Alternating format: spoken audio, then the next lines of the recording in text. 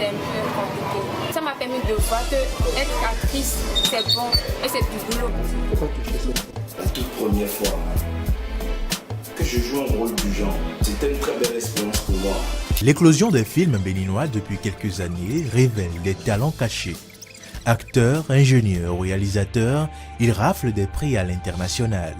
FESPACO, Clapivoix, Lusso et bien d'autres festivals sont pénétrés par le génie béninois. C'est une blague. Qu'est-ce que tu racontes? Une blague?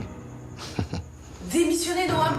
Tu sais très bien comment ça a été difficile pour moi d'avoir ce boulot. Très difficile. Et tu en as souffert aussi. Comment tu peux me demander de démissionner? Malgré la production de films, le cinéma béninois serait inexistant.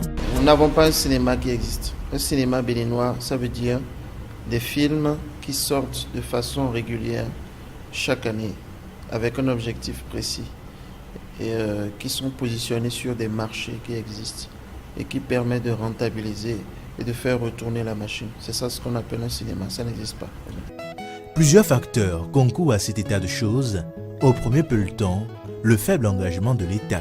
En France, plus qu'ailleurs, c'est l'État qui finance le cinéma. Si vous voyez un film, vous avez toujours la participation du Centre national de cinématographie. Si vous ne voyez pas France 2, vous allez voir telle chose, vous allez voir des entreprises qui financent le film. C'est comme ça. Il y a de grandes entreprises qui reçoivent elles-mêmes des subventions de l'État, qui financent les films, qui ont intérêt, parce que l'État leur fait des exonérations, et elles ont donc intérêt à financer le cinéma. Ici, ça n'existe pas. La mauvaise gestion de la petite contribution de l'État est aussi indexée. Même si ce n'est pas encore suffisant, nous avons au moins un petit fonds qui est mis à disposition pour la production cinématographique. Mais à ce niveau, malheureusement, je ne le dis pas pour donner des leçons, c'est du gâchis, c'est mal exploité. Et bien sûr, là, quand on parle du cinéma, on parle du cinéma exportable. On ne parle pas de ce qu'on fait dans les rues, sans aucune norme, sans aucun code. Voilà, c'est de ça que nous parlons. L'État fait des choses qui ne sont même pas exportables dans les festivals. Il y a des fonds dans les ministères où on fait des téléfilms qui passent qu'à la télé. Une fois que c'est diffusé à la télé, ça ne sert à rien. Ça ne va nulle part. Ça, c'est pas du cinéma. Mais un travail de fond doit être aussi opéré au niveau des structures de financement privées. Parce que les banquiers ne comprennent pas l'activité. On ne peut pas prendre un prêt, produit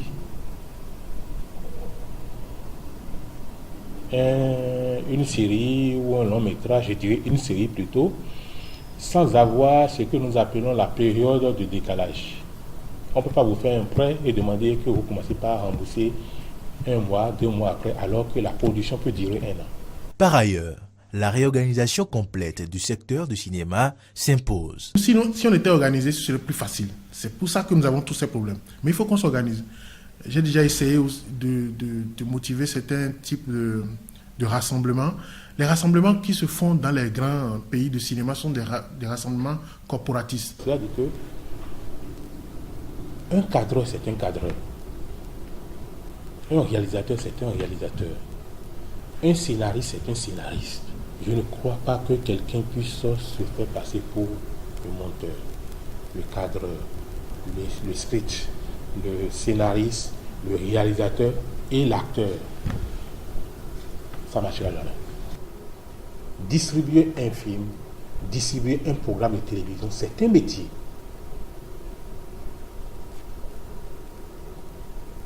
Et si vous décidez de rentrer ou de les laisser, donnez-vous les moyens de pouvoir le faire et bien le faire. Parce que quelle est la chaîne qui doit pouvoir avoir la primeur de la diffusion? Tout ça, c'est à apprendre. C'est donc à mettre en place pour faire des petites gloires de grandes victoires.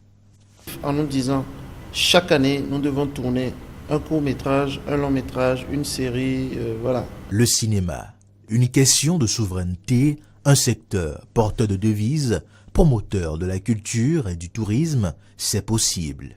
Voter un code pour le régir et y investir fera inévitablement atterrir le Bénin dans le cercle des pays détenteurs d'une industrie cinématographique de qualité.